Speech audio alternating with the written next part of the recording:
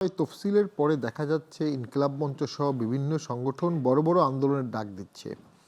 তফসিল পিরিয়ডে দেশের নিয়ন্ত্রণ থাকবে নির্বাচন কমিশনের, সেনাবাহিনী, পুলিশ এবং নির্বাচন যে স্টেক হোল্ডারগুলো আছে তাদের হাতে। নির্বাচন কমিশন এখনও রাষ্ট্রভার টেক ওভার করে নাই। এটা কিন্তু তাদের সময়, এটা কিন্তু অন্তর্বর্তী সরকারেরও সময় না, এটা নির্বাচন কমিশনের সরকারের সময়। তারা কোনো জায়গায় মিটিং মিছিল করতে সে যে নামেই হোক সেটা তারা করতে দেবে না, এটা খুব নর্মাল। তো সেরকম কোনো পদক্ষেপ আমরা দেখতে পাচ্ছি না। ভারত বাংলাদেশ রিলেশন তো খুব জটিল একটা ইস্যু, সেটা জটিল হওয়া আসলে কখনোই ঠিক ডে বাই ডে আরো ক্রিটিক্যাল হচ্ছে বলে আমি মনে করি না। এটার রুট তো অনেক পিছনে। পার্টিশন কেন হলো 47-এ? তো কেউ কেউ বলেছে দারাশিকো আর আওরঙ্গজেবের যুদ্ধ যখন হয়েছিল, সেই যুদ্ধে যদি দারাশিকো জয়লাভ করতো তাহলে হয়তোবা ইন্ডিয়া পাকিস্তান ভাগ হতো না। কারণ আওরঙ্গজেব কম্পারেটিভলি অর্থোডক্স ছিলেন, কম্পারেটিভলি উনি 4 ইঞ্চির বেশি দাঁড়িয়ে রাখা যাবে না, জিজিয়া কর আরোপ করেছিলেন, ছত্রপতি শিবাজির ছেলেকে হত্যা করেছেন, ছত্রপতি শিবাজির সাথে সারা জীবন ঝগড়া করেছেন, তেগ বাহাদুরকে হত্যা করেছেন। ফলে আওরঙ্গজেবের লাইফ টাইমেই মুঘল সম্রাটের চির ধরে যায় এবং পরবর্তীতে নাদির শাহ আসে বা মুঘল সম্রাট শেষ হয়ে যায়।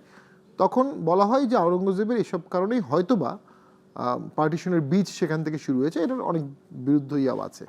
মূল কারণটা হচ্ছে Nehru was so popular, so connected with Russia. নেহরুর সাথে রাশিয়ার অত্যন্ত পার্সোনাল ফ্রেন্ডশিপ ছিল, যে আমেরিকায় বিশাল ভারত ভূখণ্ডকে রাশিয়াপন্থী হতে দিতে চায় নাই এবং ইন্ডিয়া পাকিস্তান সৃষ্টি করা হয়েছে। এবং খুব শর্ট টাইমে লড়কে লেঙ্গে পাকিস্তান, বঙ্গবন্ধু বলেছেন লড়কে লেঙ্গে পাকিস্তান, মেবি তাজউদ্দিনও বলেছেন। তারা সবাই কিন্তু পাকিস্তানের পক্ষেই ছিলেন। তো সেখানেই ভারত পাকিস্তানের মধ্যে যে দ্বন্দ্বটা ছিল তার একটা অংশ তো বাংলাদেশেও ছিল, তখন থেকেই ছিল। বাঙালিরা তো হোল হার্টেডলি পাকিস্তানে গিয়েছে। ইমরান খান তার বক্তব্যে বলেছে উনি যখন ঢাকায় ক্রিকেট খেলতে আসতেন তার মনে হতো তিনি লাহোরে ক্রিকেট খেলছেন। ইমরান খান আরও একটা চমৎকার কথা বলেছে যে সারা জীবন উনি 71-কে একভাবে জেনেছেন। প্রাইম মিনিস্টার হওয়ার পর বা আনটিল রিসেন্টলি অনেক ওপেন বুক পড়ে উনি এখন ভিন্ন একটা আউটলুক পাচ্ছেন। ইট ওয়াজ নট বাঙালির ফল্ট। সারা জীবন উনি বাঙালিকে গাদ্দার বলেছেন, কিন্তু এখন উনি বুঝেছেন যে এটা বাঙালিদের ফল্ট ছিল না, এটা পিওর পাকিস্তানিদের ফল্ট ছিল অথবা পাকিস্তান আর্মির ফল্ট ছিল।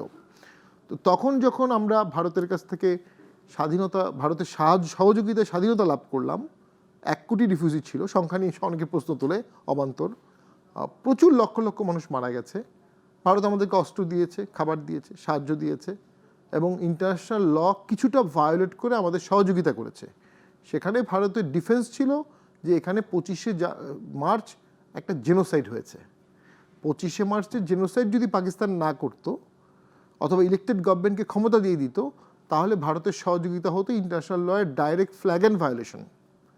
সো ভারত বা বঙ্গবন্ধু বা আওয়ামী লীগ অপেক্ষা করেছে যে প্রথম ফ্যাটাল ব্লোটা পশ্চিম পাকিস্তান থেকে আসতে হবে এবং সেই যুদ্ধের পরে পাকিস্তানিরা এটাকে ভারত পাকিস্তানের যুদ্ধ হিসাবে আখ্যায়িত করে, ভারতীয়রাও করে। বাঙালিদের বীর গাথা কিন্তু ভারতীয় লিটারেচারে আমরা অনেক ক্ষেত্রে পাই না। আর বাংলাদেশে যারা পাকিস্তানের পক্ষে ছিলেন বা যারা 70 সালের ভোটে আওয়ামী লীগকে ভোট দেয়নি তাদের একাংশ, তারাও এই যুদ্ধের জন্য ভারতকেই দায়ী করেন এবং তারা এখনও বাংলাদেশে রয়ে গেছে অ্যাজ পলিটিক্যাল পার্টি অথবা একটা অংশ। জুলফিকার আলী ভুট্টো যখন বাংলাদেশে আসলেন তখন তো এয়ারপোর্টে বিপুল লোক হয়েছিল। কোথা থেকে আসলো এত লোক? তারা ওই ইন্ডিয়াকেই দায়ী করে 71-এর স্বাধীনতার জন্য। তারপরে যেটা ঘটেছে, বিশেষ করে 14, 18, 24-এর ভোটের পরে এদেশের মানুষের মনে হয়েছে যে ভারত যেনতেনভাবে আওয়ামী লীগকে রাখতে চায় অথবা আওয়ামী লীগ যেনতেনভাবে শুধুমাত্র ভারতের সহযোগিতায় তারা জোরপূর্বক ক্ষমতায় আছে। এটার কিছুটা সত্যতা আছে। যেহেতু ভারতের আওয়ামী লীগের উপর নিয়ন্ত্রণ ছিল, প্রভাব ছিল, ভারত স্পষ্ট করে বলতে পারতো তারা ইনক্লুসিভ ভোট চায়। যদি এগুলো আমাদের আভ্যন্তরীণ বিষয়, বাট ব্যাপারটা ন্যাকেট হয়ে গেছে। 14 সালেই ন্যাকেট হয়ে গেছে। 14 সালে এরশাদ ভোট বর্জন করেছিলেন টোটালি। তখন সুজাতা সিং আসলেন, উনি এরশাদকে ভোটে যেতে রিকোয়েস্ট করলেন। এরশাদ পাবলিকলি বললেন যে উনি একজন ব্যুরোক্র্যাট, উনি কেন বাংলাদেশের আভ্যন্তরীণ বিষয়ে কথা বলবেন। পরে তো এরশাদকে জোর করে নিয়ে যাওয়া হলো সিএমএইচে, জোর করে এমপি বানানো হলো, পরে শপথ করানো হলো। তো ওই সময় থেকেই ভারতের একটা নিয়ন্ত্রণ ছিল, এটা আমরা অস্বীকার করতে পারি না, যেটা খুব দুঃখজনক। নিয়ন্ত্রণ না, হস্তক্ষেপই বলবো। আমাদের 3টা পার্টি বা ইভেন 2টো পার্টি, আওয়ামী লীগ বিএনপি যদি একসাথে বসে দেশের ফরেন পলিসি ঠিক করতে পারতো তাহলে কোনো দেশেরই কোনো এরকম অধিকতর ফ্রেন্ডশিপ আমাদের কখনো প্রয়োজন হতো না। এখন 24 সালে আওয়ামী লীগের পতনের পরে অনেকেই এটাকে ভারতের পতন হিসাবে দেখছে, সেটা কোনো কারণ নাই। আমরা দেখবে না কেন ভারতের পতন, দেখবে না কেন? কারণ ভারতের, আপনার বক্তব্য অনুযায়ী ভারতের যে হস্তক্ষেপ ছিল 14, 18 এবং 24-এর নির্বাচনে, সেটা সাধারণ মানুষের মনে তো পরিষ্কার, তাদের মনে হবার কিছু নেই, পরিষ্কার ধারণা জন্ম নিয়েছে যে ভারত যেভাবে চাইছে সরকার বা নির্বাচন কমিশন সেইভাবেই নির্বাচন করেছে এবং সাধারণ মানুষকে তাদের ভোটাধিকার হরণ করা হয়েছে, তাদেরকে বঞ্চিত করা হয়েছে। ভারত যেভাবে চেয়েছে সেভাবে হয়নি, আওয়ামী লীগ যেভাবে চেয়েছে সেভাবে হয়েছে, ভারত বাধা দেয়নি। ইনফ্যাক্ট মানে আমরা যদি বলি সর্বশেষ জিএম কাদের, জাতীয় পার্টির চেয়ারম্যান, তিনি ভারত সফর করে এসে বলেছেন ভারত কি বলেছে সেটা বলা নিষেধ আছে। এই আবার আওয়ামী লীগের মন্ত্রীরাও বলেছেন যে ভারতের দয়া দাক্ষিণ্যেই তারা ক্ষমতায় আছে। আর জামাত ইসলামী কি বলেছে?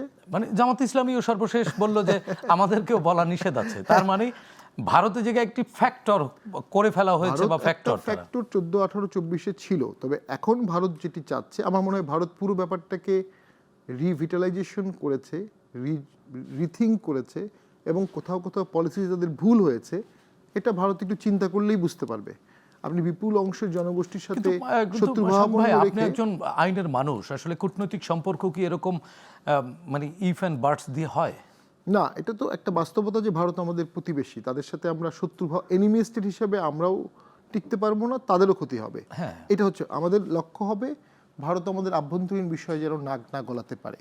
সেটার জন্য আমাদের বড় 5-6টি দলের একত্রিত হতে হবে, বসতে হবে, সবগুলো রাজনৈতিক দলকে এক হতে হবে, 5-6 না। এটা ভারতের পরাজয় হিসাবে কখনো দেখার সুযোগ নেই, এটা আওয়ামী লীগের পতন। কিন্তু এরপরে দেখা যাচ্ছে আপনি পাকিস্তানের সাথে, যারা 71-এ আমাদের জেনোসাইড করেছে, যেটা এখনো তারা ক্ষমা চায়নি, লুট করে নিয়ে গেছে 24 বছর, কি পরিমাণ সম্পদ লুট করে নিয়ে গেছে। পাকিস্তান একবার ক্ষমা চেয়েছিল, ফরমালি কখনো ক্ষমা চায়নি, এটা নিয়ে ওখানে ক্যাম্পেইন আছে, আসফাদ ইরানি সহ ওটা করেছে এবং পার্লামেন্টে কথাও হয়েছে, ইমরান খান নিজেই বলেছেন। তো সেই পাকিস্তান নিয়ে কিন্তু আমরা দেখলাম যে অনেকবার তাদেরকে ডাকা হচ্ছে, রিলেশনশিপ ভালো হচ্ছে, হতেই পারে, তাতে কি আমাদের দেশের কোনো লাভ হবে? মানে পক্ষান্তরে ভারতের সাথে সম্পর্ক যে মীমাংসার দিকে এগোয়নি, বিষয়টি এরকম বলতে চাচ্ছেন আপনি? আমি মনে করি মানে ওটা ফুয়েল আপ করেছে, ওটা আননেসেসারি ফুয়েল আপ করেছে। আমাদের সাথে যুক্ত হয়েছেন আমাদের আরো একজন অতিথি, আমাদের সাথে যুক্ত হয়েছেন সাংবাদিক কলামিস্ট হাসান মামুন। মামুন ভাই, আপনাকেও স্বাগত জানাচ্ছি। আমরা আলোচনা করছি বাংলাদেশ ভারত কূটনৈতিক সম্পর্ক নিয়ে। অভ্যুত্থানের পরবর্তী এই কূটনীতি এবং অভ্যুত্থানের পূর্ববর্তী সময়ের কূটনীতি বিশাল একটি ফারাক দেখছি আমরা।